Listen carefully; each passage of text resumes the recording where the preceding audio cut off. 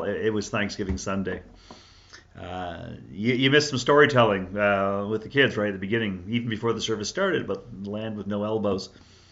And that was kind of fun. You missed a spectacular anthem by the choir.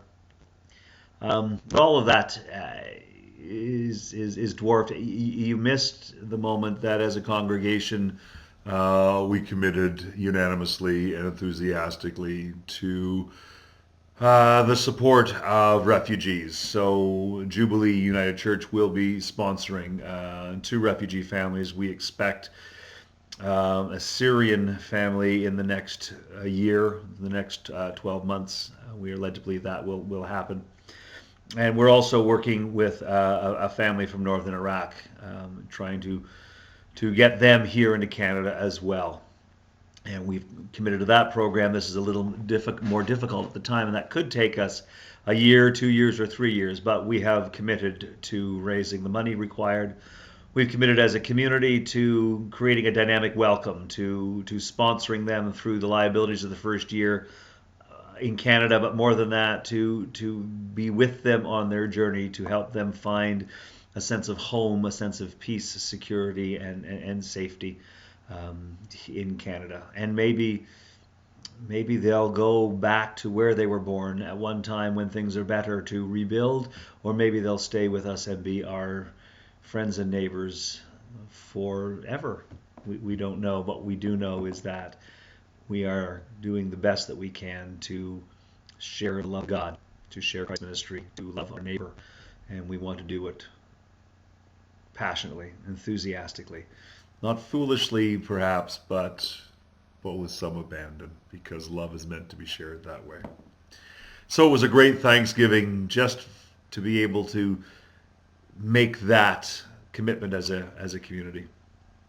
We also heard the Mark passage in which Jesus tells the rich man who came to Jesus asking what he must do to have eternal life, and Jesus told him to take all his possessions and to sell them and to give the money to the poor.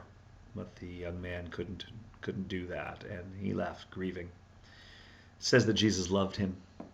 There's more in that passage, but we focused on that because, well, to be honest, we're in that community that, well, we're rich and we have money in the bank. We're not as rich as some, certainly, and most of us would be in financial difficulty if the money stopped flowing, but we do have possessions, and we are reluctant to sell them all and give the money to the poor.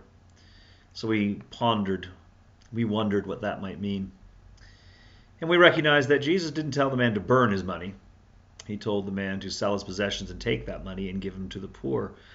And the message for us in this might, in fact, be that money is currency, and currency is meant to be exchanged. It's meant to move. The problem is not having money. The problem is when you sit on it. Similarly, the problem is not having gifts. The problem is when you sit on them. Keeping your gifts to yourself, keeping your possessions, your talents, your time, your wisdom. There are so many gifts that we have, and when we keep them to ourselves, then they're ours and only ours, and we don't have to put them out in the marketplace, but we miss the chance at experiencing eternal life, of being connected more closely with God, to recognizing God's presence and to share God's love. To do that, we need to give what we have and give it to the people who need it. So yes, that means selling our possessions. Doesn't mean we don't have to keep. Doesn't mean we have to stop making money. We can keep making money. We just got to keep it moving, and we shouldn't become too tied down, too connected to any single possession, because, well, then the possession becomes an anchor, and sometimes what we need is a kite. So the invitation, we think, by Jesus is for us to get off our wallets, get up off our seats, and to share what it is we have, to make our lives currency, reaching out to those who need our time, our wisdom, our insight, our love, and yes, our money, because these things, when they shared, can transform not only the world, but they transform us too, because suddenly we recognize that we can make a difference. We are vital, and we are part of Christ's ministry, part of God's love, and that's reason enough for true thanksgiving. So that's what you missed if you weren't with us today. Hopefully you will be with us soon, and we will get to give thanks together, and it'll be so much better for seeing you. So when we see you, it'll be great. God bless.